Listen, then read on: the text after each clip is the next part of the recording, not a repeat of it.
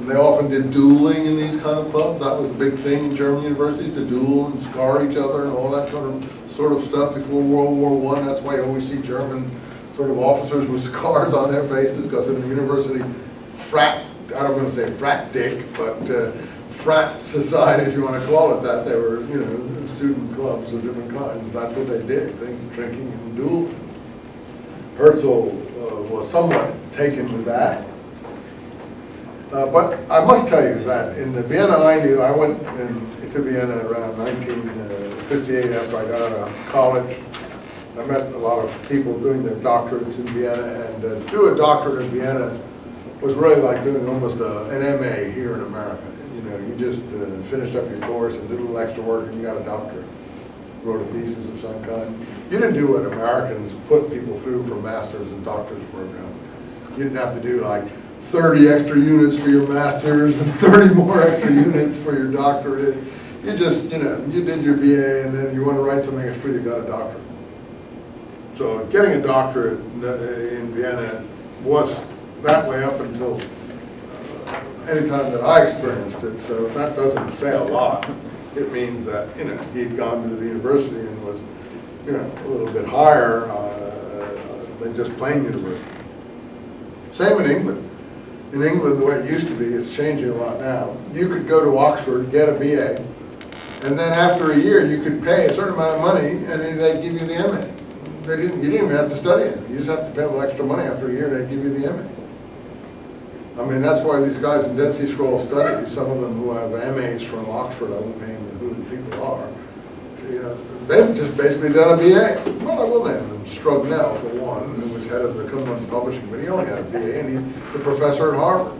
Because they got their MAs, just pay a little money after a year, and they get their MAs. You know, that's not an MA. They never did get a PhD.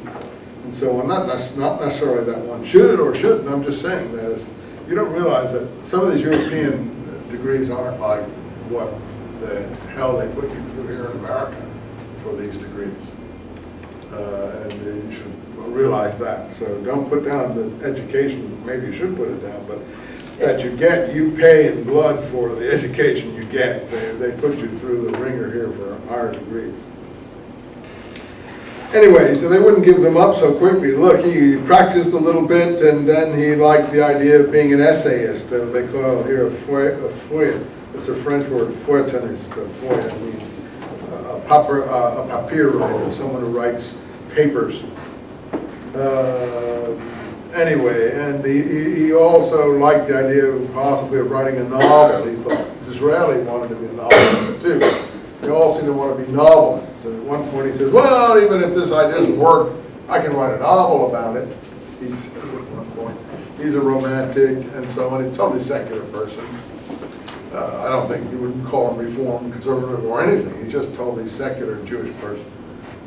I don't think he practiced religion per se. But he didn't abandon his identity either. Anyway, he got in the famous Vienna newspapers, I told you, the Neue Freie Press in 1892, and he was sent as foreign correspondent to Paris. And I told you the story a little bit. And he got there right in the middle of the Dreyfus affair. By the way, Bush, you got the Dreyfus thing a little bit mixed up with some other material in your identification. Oh, yeah, I was noticing that. Yeah, I suppose it was because you were double thinking or whatever, but that's a century later than where the one you were supposed to identify. You meant, I think, Mendelssohn, not Dreyfus. But in any case, it doesn't matter. The Dreyfus affair is in the 1890s. And he gets there just in time to see this situation. He, of course, thought that everything was moving forward. He wasn't even like these auto-emancipation people. He was in the, march forward of progressive Europe of the time. He didn't have a lot of education, it says, and though his grandfather, seemingly on his mother's side, or maybe probably on his mother's side,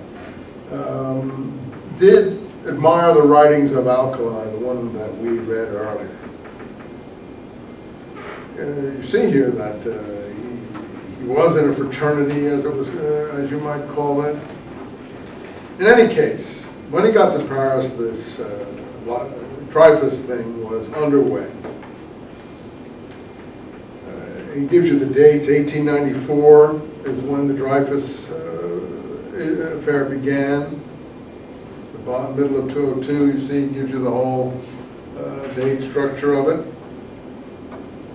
And he covered the trial. He was president of the École Militaire, as I told you, when the Dreyfus was stripped of his epaulets and disgraced. And he heard the cry of the mob shrieking, "Ah, bas les Juifs, down with the Jews." And instantaneously, he was transformed into a Zionist.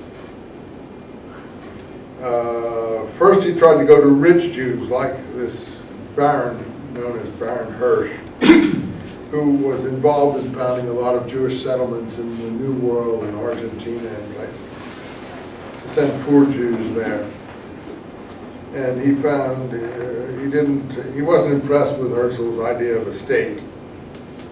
But in 5 days, he wrote this pamphlet that we now call Judenstaat, that we have excerpts from in the book here. Judenstaat, the Jewish state.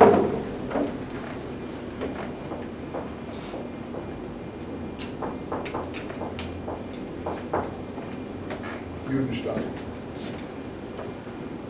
the Jewish state. He wrote it in 5 days after witnessing this degradation of Dreyfus.